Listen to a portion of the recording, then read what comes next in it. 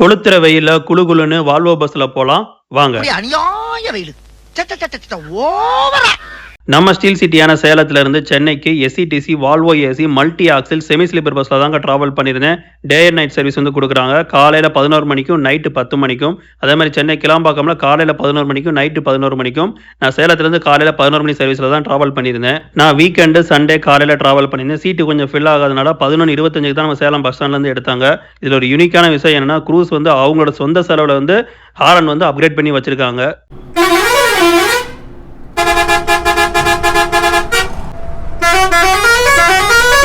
இந்த பஸ் நீங்க ஆன்லைன் புக்கிங்கும் பண்ணிக்கலாம். ஆன்லைன் புக்கிங்ல நமக்கு வந்து 4 போர்டிங் பாயிண்ட் வந்து கொடுக்குறாங்க. Salem bus stand, Kondalampatti bypass, Seelanaickenpatti bypass, Ayothiyapattinam bypass. Ticket நான் டேரக்டா கண்டக்டர் கிட்ட எடுத்துக்கிட்டேங்க. சேலம் டு சென்னை கிளாம்பாக்கம் 575 ரூபா. இதே நீங்க ஆன்லைன்ல புக் பண்ணீங்கன்னா எக்ஸ்ட்ரா ஒரு 40 ரூபா 50 ரூபா கிட்ட வரும். சேலம் பஸ் ஸ்டாண்ட்ல இருந்து எடுக்கிற பஸ் நமக்கு Attur bypass, Kallakurichi bypass, Villupuram bypass, Tindivanam bypass, நமக்கு பஸ் ஸ்டாண்ட் என்ட்ரி அடுத்து சென்னை கிளாம்பாக்கம் தாங்க. எது நடக்கக்கூடாதுன்னு நினைச்சோன்னா அதாங்க நடந்துச்சு. லஞ்சுக்கு வந்து அந்த விக்கிரவாண்டியில வழக்கமா நிப்பாட்டுவாங்க, அங்கதாங்க நிப்பாட்டாங்க. வால்வோ வந்து ஒரு பிரீமியம் பஸ், அதுக்கு ஒரு பிரீமியமான மோட்டல் நிப்பாட்டினாங்க, நல்லா இருக்கும்.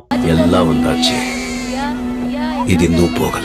சேலம் பஸ் ஸ்டாண்ட்ல 11:25 கிளம்பின பஸ் ஈவினிங் 5 மணிக்கு வந்து நமக்கு கிளாம்பாக்கம் வந்து இறக்கி விட்டாங்க. 5:30 மணி நேரத்தில் நம்ம சென்னை வந்தாச்சுங்க.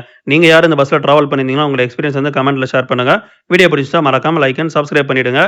டடா.